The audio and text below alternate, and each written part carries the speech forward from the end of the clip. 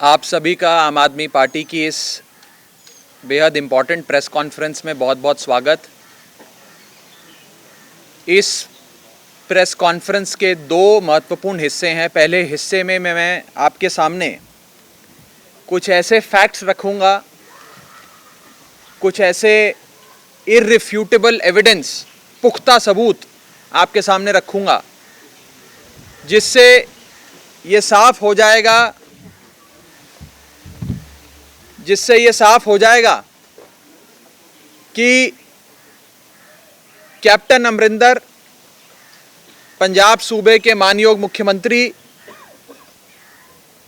भारतीय जनता पार्टी के एजेंट के रूप में काम कर रहे हैं और कैसे कैप्टन साहब की पूरी ये कोशिश है कि किसानों के आंदोलन को समाप्त किया जाए, खत्म किया जाए और पुत्र मोह से पीड़ित अपने बेटे को, अपने परिवार को ईडी के, सीबीआई के, इनकम टैक्स के चुंगल से बचाया जाए। मैं शुरू करता हूं 2019 से। जुलाई अगस्त 2019 के अंदर एक हाई पावर्ड कमेटी बनी जिसमें इन 3 काले कानूनों की चर्चा हुई, ड्राफ्ट बना।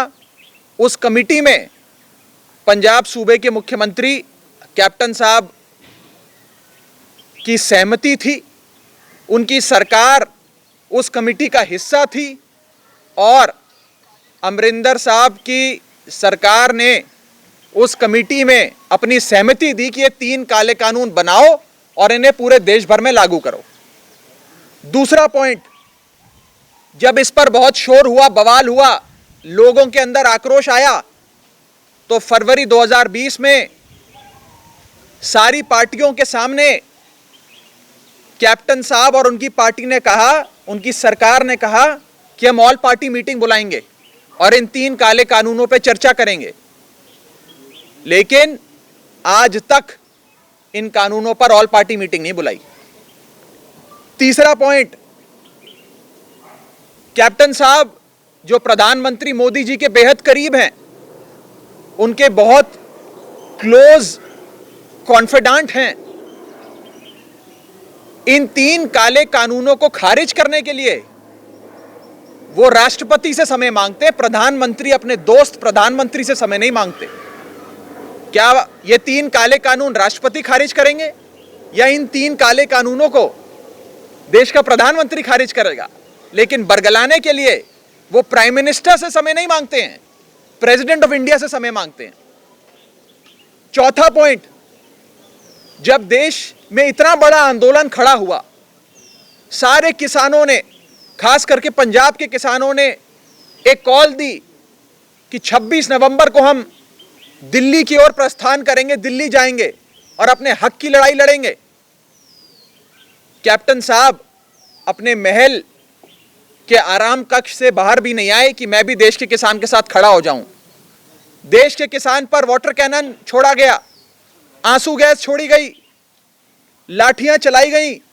आज अगर पंजाब सूबे के मुख्यमंत्री देश के किसान के साथ खड़े होते तो मजाल है कि कोई वाटर कैनन चलाई जाती। लेकिन कैप्टन साहब अपने आराम कक्ष से, अपने महल से बाहर नहीं आए देश के किसान के साथ खड़े होने के लिए। उसके बाद 5वां पॉइंट, वो अपने महल से निकलते हैं और दिल्ली आते हैं अमित शाह जी, देश के गृह मंत्री से मिलने। दिल्ली आते हैं, अमित शाह गृह मंत्री से मीटिंग करते हैं, लेकिन उस मीटिंग स्थल से 10 किलोमीटर दूर पंजाब के किसान बैठे थे, उनसे भी मिल लेते, उनसे नहीं मिले। अमित शाह से मिले, देश के किसान से नहीं मिले। अपनी पार्टी कांग्रेस पार्टी की प्रेसिडेंट सोनिया गांधी से भी नहीं मिले, देश के किसान से भी नहीं मिले, सिर्फ बीजेपी के नेता अमित शाह से मिलकर चले गए। छठा पॉइंट, जब मीटिंग से निकले तो आप सब रिपोर्टर्स ने, मीडिया के सभी साथियों ने, पत्रकारों ने मुख्यमंत्री साहब से पूछा कि मुख्यमंत्री साहब, अभी अमित शाह जी से आप मिलकर आए हैं, क्या अच्छी मीटिंग रही? क्या 3 काले कानूनों के बारे में बात हुई? क्या 3 काले कानून केंद्र सरकार वापस लेने जा रही है? तो मुख्यमंत्री साहब कहते हैं, कैप्टन साहब कहते हैं कि जी हमने 3 काले कानून पे बात नहीं करी, ये मीटिंग तो कोई इंटरनल सिक्योरिटी का विषय था, उस पर मीटिंग हुई है। आज पंजाब का किसान, बड़े बुजुर्ग, हमारे नौजवान, हमारी माताएं, हमारी बहनें इस खुले आसमान में सिंगू बॉर्डर, टीकरी बॉर्डर, गाजीपुर, दिल्ली की दहलीज पर बैठे हैं, लेकिन कैप्टन साहब अमित शाह से मिलते हैं, लेकिन 3 काले कानून खारिज करने की बात नहीं करते हैं। ये खुद उन्होंने कहा, मैंने नहीं कहा। 7वां पॉइंट,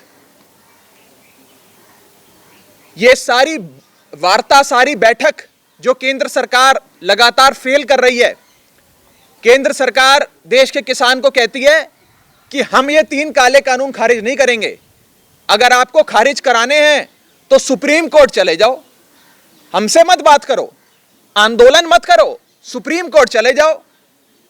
देश का किसान कहता है हम नहीं जाएंगे सुप्रीम कोर्ट, हम क्यों जाएं सुप्रीम कोर्ट, लोकतंत्र है, हम तो आपसे लड़ाई लड़के अपना हक लेंगे।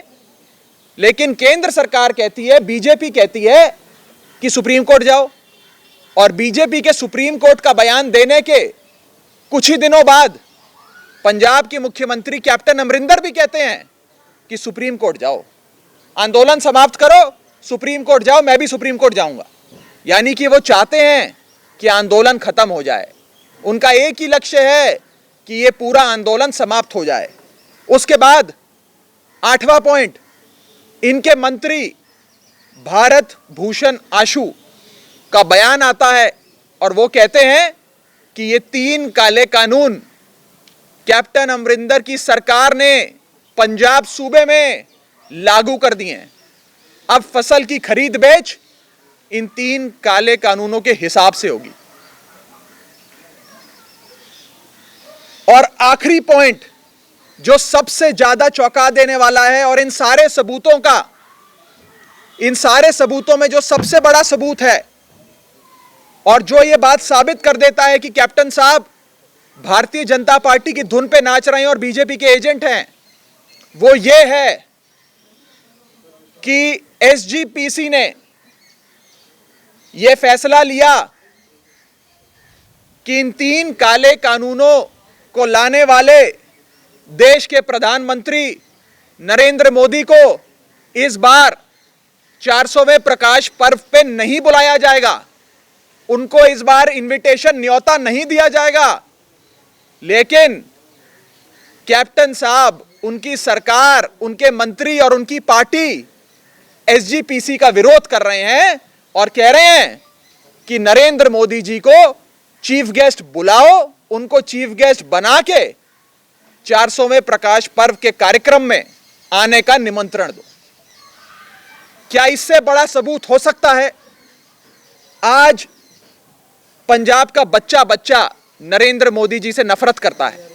उन्होंने आज देश की किसानी, देश की खेती बर्बाद करने के लिए कोई कसर नहीं छोड़ी,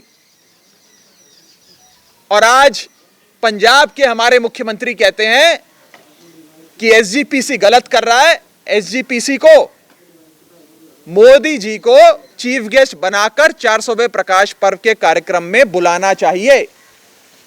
इस बात से, ये 9वां मेरा पॉइंट है, इन 9 पॉइंट से यह साबित हो जाता है कि अपने बेटे को बचाने के लिए पुत्र मोह से पीड़ित, विक्टिम ऑफ पुत्र मोह, मुख्यमंत्री साहब, कैप्टन साहब एक बीजेपी के एजेंट बन गए हैं। He is behaving like an agent of BJP. और आज मैं उनसे उम्र में बड़ा छोटा हूं, कद में बड़ा छोटा हूं, अनुभव में छोटा हूं, राजनीति में छोटा हूं, मेरी कोई औकात नहीं है, लेकिन मैं उन्हें एक अनसॉलिसिटेड एडवाइस देना चाहता हूं, बिन मांगी एडवाइस, बिन मांगा सुझाव देना चाहता हूं कि कैप्टन साहब, ये जो मैंने 9 पॉइंट बताए, इनसे समझ में आ गया कि आप तो बीजेपी के हो गए, आप तो बीजेपी की धुन पे नाच रहे हो। अब मेरा एक सुझाव है कि बीजेपी के एजेंट के रूप में काम करना बंद करके आप फॉर्मली, औपचारिक तौर पे बीजेपी को ज्वाइन कर लीजिए। My advice to you is that please join the Bharatiya Janata party officially. ऐसा करेंगे तो आपके परिवार वाले, आपके रिश्तेदारों जिन पे ईडी के केस चल रहे हैं, सीबीआई के केस चल रहे हैं, अन्य प्रकार के करप्शन के मामले चल रहे हैं, वो सारे मामले भी दबा दिए जाएंगे और आप खुल के बीजेपी के लिए काम भी कर पाएंगे। तो साफ तौर पे आज आम आदमी पार्टी ये कहती है कि कैप्टन अमरिंदर साहब बीजेपी के एजेंट के रूप में काम कर रहे हैं और खास करके अब जो एसजीपीसी के इनविटेशन को लेकर बात सामने आई है, उससे यह स्पष्ट हो गया है कि वो मोदी जी की इंस्ट्रक्शंस पे काम कर रहे हैं, उनकी धुन पे नाच रहे हैं और उन्हें बीजेपी ज्वाइन कर लेनी चाहिए। अब मैं प्रेस कॉन्फ्रेंस के दूसरे बहुत इंपॉर्टेंट इशू पर आता हूं और वो इशू है बीजेपी के नेताओं द्वारा एक षड्यंत्र के तहत, कंस्पिरेसी के चलते हमारे पाक साफ आंदोलन को, देश के किसान के, पंजाब के किसान के पाक साफ आंदोलन को बदनाम करने के लिए, तौमतां लगाने के लिए उसके ऊपर और उसको कलंकित करने के लिए, डिफेम करने के लिए जो एक षड्यंत्र चलाया जा रहा है, जिसमें लगातार बीजेपी के नेता देश के किसान को, पंजाब के किसान को गालियां देते हैं, कभी आतंकवादी कहते हैं, कभी उन्हें दलाल कहते हैं, कभी उन्हें चीन और पाकिस्तान का एजेंट कहते हैं। इन बयानों से आहत होकर, परेशान होकर, तकलीफ में किसान ने यह फैसला लिया कि सड़क पे तो लड़ाई लड़ेंगे इन भाजपा के नेताओं के साथ, लेकिन भाजपा के नेताओं के खिलाफ अब हम कोर्ट में भी लड़ाई लड़ेंगे, कोर्ट से भी इंसाफ चाहेंगे, अदालत का दरवाजा भी खटखटाएंगे। जिसके लिए आम आदमी पार्टी ने, अरविंद केजरीवाल जी ने कसम खाई कि हम किसान को सारी मदद देंगे, लीगल एड और असिस्टेंस, पूरी कानूनी मदद हम किसानों को देंगे और इस इंसाफ की लड़ाई में उनका साथ देंगे। न्यायपालिका में अदालत का दरवाजा खटखटाना, नोटिस भेजने से मानहानि का केस लड़ने तक उनका सहयोग करेंगे। इसी के चलते, इसी सेवा के चलते कई किसानों ने हमसे संपर्क किया कि हम फलाने नेता के खिलाफ मानहानि का मुकदमा करना चाहते हैं, फलाने नेता ने हमें गाली दी, उसके खिलाफ हम डेफेमेशन का केस करना चाहते हैं। और हमने कहा हम आपको साथ देंगे, आम आदमी पार्टी आपके लिए लड़ाई लड़ेगी। तो आज मैं 5 ऐसे लोगों का नाम आपको बताने जा रहा हूं, 5 ऐसे बड़े लोग इस देश के जिनके खिलाफ आम आदमी पार्टी की लीगल एड और असिस्टेंस के चलते, मदद के चलते आज देश के किसान ने उन्हें मानहानि का यानी कि डेफेमेशन का नोटिस भेजा है। और आने वाले समय में अगर 7 दिन के भीतर इन लोगों ने माफी नहीं मांगी तो इनके खिलाफ अदालत में मुकदमा भी आम आदमी पार्टी और अरविंद केजरीवाल जी करवाएंगे। सबसे पहले है जो नाम मैं आपके सामने रखने जा रहा हूं, वो है बहुत ही मशहूर, बहुत ही चर्चित एक्ट्रेस कंगना रनौत का। कंगना रनौत ने एक बयान दिया और उन्होंने कहा कि हमारी माताएं, हमारी बेबे जी 100 रुपए में किसी भी धरने प्रदर्शन में चली जाती हैं। उन्होंने कहा और मैं पढ़ के सुनाता हूं, हा हा हा, शी इज द सेम दादी who featured in time magazine for being the most powerful Indian and she is available in 100 rupees. Pakistani journos have hijacked international PR for India in an embarrassing way. We need our own people to speak for us internationally. वो कह रही हैं ये जो बूढ़ी बेबे जी हैं, ये 100 रुपए में किसी भी धरने प्रदर्शन में आ जाती हैं। हमारी माताओं को, हमारी दादियों को इस प्रकार से डिफेम करना, मिलिशियस इंटेंशंस के साथ उनके खिलाफ इस प्रकार की बयानबाजी करना हमें बर्दाश्त नहीं है। आम आदमी पार्टी और अरविंद केजरीवाल कभी ये बर्दाश्त नहीं करेंगे। इसीलिए हम उनके खिलाफ मानहानि का नोटिस भेजने में मदद कर रहे हैं और एक एग्री प्रोसेसिंग का काम करने वाली जीवन ज्योत कौर जी ने नोटिस भेजा है कंगना रनौत को, और यह उस नोटिस की कॉपी है जो मैं भी जारी कर दूंगा। हम इस लड़ाई को तब तक लड़ते रहेंगे जब तक अदालत से हमें इंसाफ नहीं मिल जाता। हमारी दादियों को, हमारी बेबे जी को गाली देने के लिए जब तक कोर्ट कंगना रनौत को सजा नहीं देता है, तब तक हम ये लड़ाई लड़ते रहेंगे। इसी के साथ साथ कुछ और बड़े नेताओं के खिलाफ हमने ये मुकदमे करे हैं, हमने ये नोटिस भेजे हैं। इस श्रृंखला में अगला नाम है भारतीय जनता पार्टी के सांसद रवि किशन का। रवि किशन जी एक मशहूर एक्टर भी हैं, बीजेपी के मेंबर ऑफ पार्लियामेंट भी हैं, बीजेपी के बड़े बड़े नेताओं के बहुत करीबी भी हैं। इन्होंने ये कहा था कि ये जो आंदोलन है इसे चीन और पाकिस्तान चला रहे हैं और इस आंदोलन की फंडिंग कनाडा, चाइना और पाकिस्तान से आ रही है। देश के किसान को चीन और पाकिस्तान का एजेंट कहने वाले Ravi Kishan member of parliament के खिलाफ आम आदमी पार्टी की मदद से, अरविंद केजरीवाल जी की मदद से यह नोटिस भेजा गया है जो मैं आपको दिखा रहा हूं। और यह नोटिस एक कंप्लेनेंट ने भेजा है जिनका नाम है गुरिंदर सिंह बिरिंग। ये सांझी साथ मिलके एक लाइब्रेरी सिंगू बॉर्डर पे चला रहे हैं जिसका नाम है सांझी सथ। इस लाइब्रेरी में कोई भी किसान जो वहां पर आंदोलन कर रहा है, संघर्ष कर रहा है, वो इनकी लाइब्रेरी में जाकर किताबें ले सकता है और वो 26 नवंबर से वहीं मौजूद हैं। उन्होंने ये नोटिस भेजा है।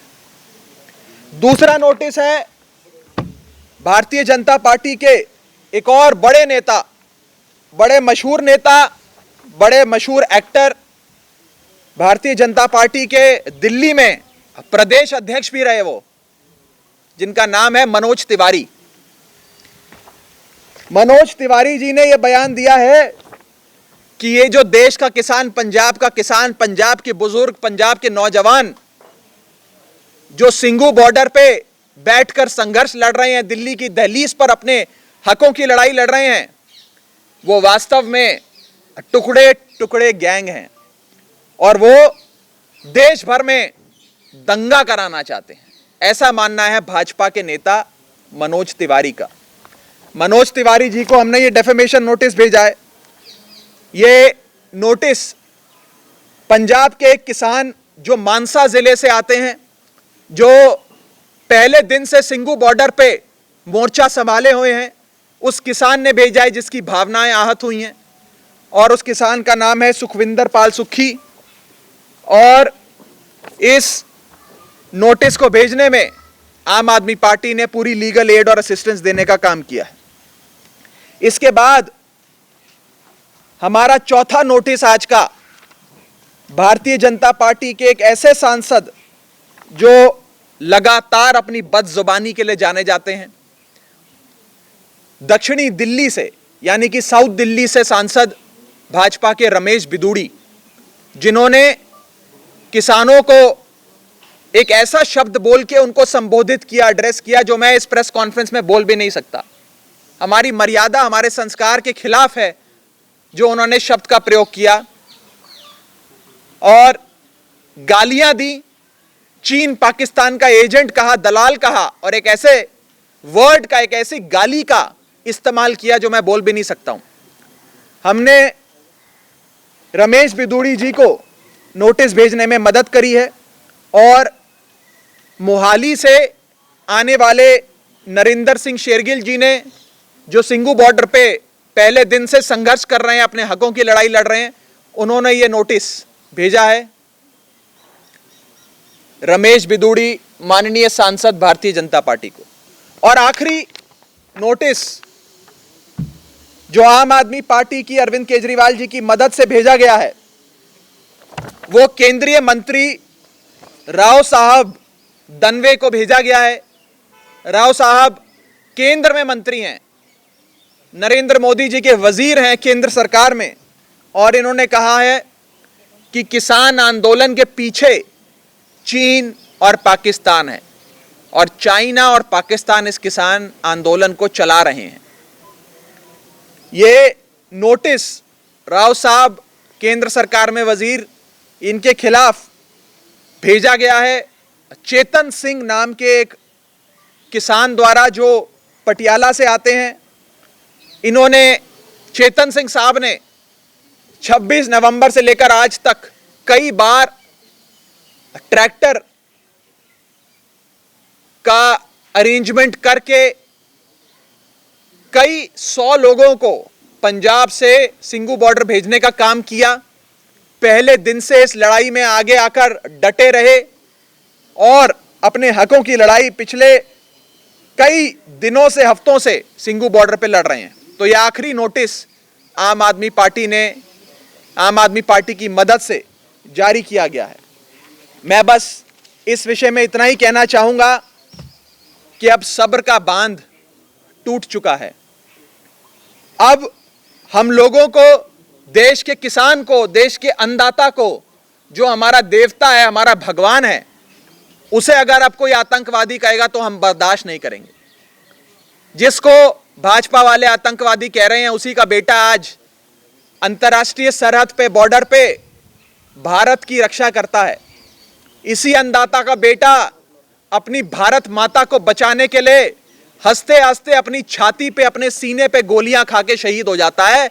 जिस आदमी को, जिस किसान को आज भाजपा के लोग आतंकवादी कह रहे हैं, चीन पाकिस्तान का एजेंट कह रहे हैं, हम मरते दम तक देश के किसान के साथ हैं, इस आंदोलन में साथ हैं।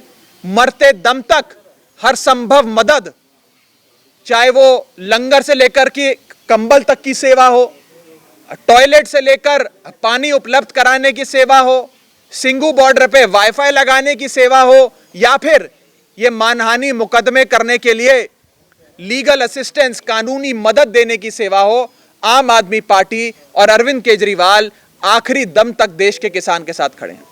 ये जो आंदोलन है, ये एक पाक साफ आंदोलन है और इस पाक साफ आंदोलन की सबसे बड़ी खासियत यह है कि एक भी नेता को मंच पे नहीं आने दिया। लेकिन दिल्ली में अरविंद केजरीवाल जी की सरकार है, दिल्ली में अरविंद केजरीवाल जी मेजबानी भी कर रहे हैं। जो संभव मदद सरकार उपलब्ध करा सकती है, सरकार उपलब्ध करा रही है। और ये किसान, जितनों मैंने नाम पढ़े जिन लोगों के, ये सब आम आदमी पार्टी के पास आए और इन्होंने कहा कि हमें कानूनी मदद चाहिए। हमने कहा अगर आपको मदद चाहिए तो हम मदद करने के लिए तैयार हैं। ये मानहानि मुकदमे हमने नहीं डाले हैं, ये तो देश के किसान ने डाले हैं। हमने केवल एक जरिया, एक मदद, एक निष्काम सेवा, जो मैं बार बार कहता हूं, निष्काम सेवा करने का काम किया। इसमें से एक आधा बंदा कोई आम आदमी पार्टी से कभी जुड़ा हो तो जुड़ा हो, मैं उसमें नहीं कह जा रहा हूं। मैं तो आपको ये साफ तौर पे कह रहा हूं, चाहे वो आज के ये 5 मुकदमे हो या आज से मैंने हफ्ता पहले मोगा में एक प्रेस कॉन्फ्रेंस कर 3 बड़े मंत्रियों के खिलाफ डेफेमेशन नोटिस जो जारी हुए थे वो आपको दिए थे, वो 3 कंप्लेनेंट हो। ये ऐसे कंप्लेनेंट्स हैं जो पहले दिन से इस आंदोलन में हैं, ऐसे कंप्लेनेंट्स हैं जो खेती करते हैं, किसानी करते हैं, ऐसे कंप्लेनेंट्स हैं जिनकी भावनाएं आहत हुई हैं। अगर वो आम आदमी पार्टी को वोट डालते हैं या आम आदमी पार्टी के साथ खड़े होते तो एक अलग विषय हो सकता है। कोई आप, मैं आपको बोल तो रहा हूं, वो साथ में किसान भी हैं, उन्होंने खेती भी करी है, उनकी भावनाएं भी आहत हुई है। कोई भी अग्रीव्ड आदमी, कानूनी परिभाषा में कोई भी आदमी जिसकी भावनाएं आहत हुई हैं इस डेफेमेटरी स्लैंडरस बयानबाजी से, बदनाम करने के लिए जो बयानबाजी करी गई है, उसके खिलाफ एक्शन ले सकता है। जहां तक इन 3 काले कानूनों की बात है, जहां तक ये 3 ब्लैक लॉस का सवाल खड़ा होता है, हमारा ये मानना है कि ये लड़ाई सड़क से लेकर संसद तक लड़ी जाएगी। मैं आ रहा हूं, उसी पे आ रहा हूं।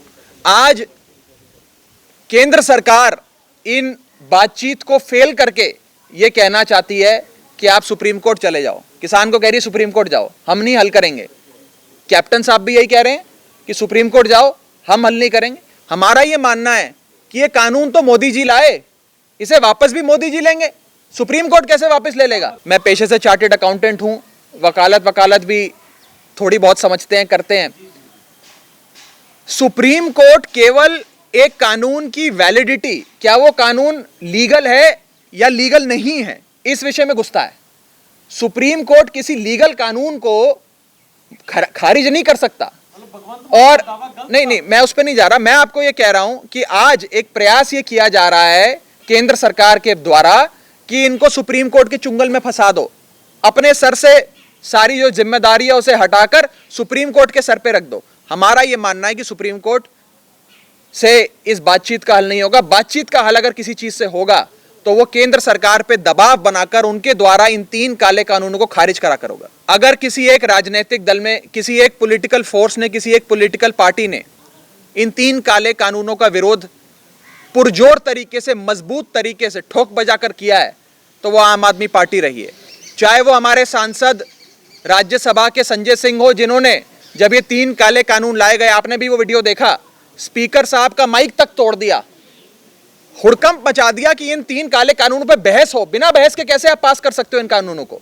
और उस रात वो संसद भवन में महात्मा गांधी की मूर्ति के नीचे सोए थे कि हम वापस भी नहीं जाएंगे जब तक ये 3 काले कानून आप वापस नहीं लेते या इस पे बहस नहीं कराते। उसी के बाद आपने देखा कि प्रधानमंत्री से जब सामना हुआ, उस समय भगवंत मान जी, संजय सिंह जी, हमारे 2 सांसद, 2 ऐसे हमारे ऐसे योद्धा जिन्होंने ये हिम्मत करी कि प्रधानमंत्री, जिनसे आधे सांसद तो कांपते हैं उनके सामने खड़े होने से भी, उनके सामने बैनर दिखाकर ये कहा कि प्रधानमंत्री जी ये 3 काले कानून वापस लो, और उसका विरोध किया, जिसका वीडियो आप सबने देखा। लगातार आम आदमी पार्टी ये मांग करती आई है कि ये 3 काले कानून वापस होने चाहिए और हम इस लड़ाई को सड़क से संसद तक लड़ेंगे। As a CM Arvind Kejriwal ji ने 3 काले कानूनों को फाड़कर अपनी विधानसभा का जो मता है, जो रेजोल्यूशन है, वो प्रधानमंत्री को भेजा है कि 3 काले कानून वापस होने चाहिए। मैं फिर पीछे जाऊंगा। पंजाब के मुख्यमंत्री ने जितनी बेईमानी, जितना झूठ, पाखंड और फरेब पंजाब की जनता के साथ किया, देश के किसान के साथ किया, उन्होंने कहा कि इन 3 काले कानूनों को खारिज करने के लिए मैं अमेंडमेंट ला रहा हूं, और ये अमेंडमेंट बिल आ जाएगा तो ये 3 काले कानून लागू नहीं होंगे। क्या हुआ उस अमेंडमेंट का? क्या वो अमेंडमेंट लागू हो गया? क्या 3 काले कानून पंजाब में लागू नहीं हुए? उन्हीं के मंत्री भारत भूषण आशु कहते हैं कि ये 3 काले कानून लागू हो गए। 50 से ज्यादा किसानों की शहादत इस आंदोलन में हो गई। इस ठंड में जो लोग संघर्ष कर रहे हैं, उन्होंने अपने जानों का अपना सर्वोच्च बलिदान दिया।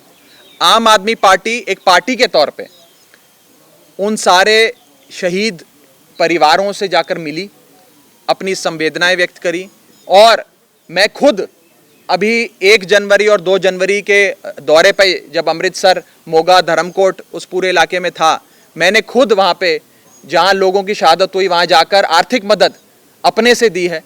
अब आर्थिक मदद कितनी थी, क्या थी, उस बारे में बात करके उस शहादत के, मैं इतनी बड़ी शहादत को कम नहीं करना चाहता, लेकिन हमने अपनी तरफ से फाइनेंशियल असिस्टेंस भी दी, आर्थिक मदद भी दी, परिवार के साथ सामाजिक तौर पे, आर्थिक तौर पे खड़े हैं। और भी कोई मदद होगी तो हम वो मदद करने के लिए तैयार हैं। इस समय इस देश में, सिर्फ पंजाब में, दिल्ली में, हरियाणा में नहीं, पूरे देश में अगर कोई एक विषय, कोई एक सब्जेक्ट सबके दिमाग पर हावी है, दिलो दिमाग पे, वो किसानों का है और इन 3 काले कानूनों का। ये कैप्टन साहब ने कहा था कि इन 3 काले कानूनों को मैं पंजाब में लागू नहीं होने दूंगा। उन्होंने कहा था कि मैं अमेंडमेंट बिल ला रहा हूं जिसकी वजह से ये 3 काले कानून लागू नहीं होंगे।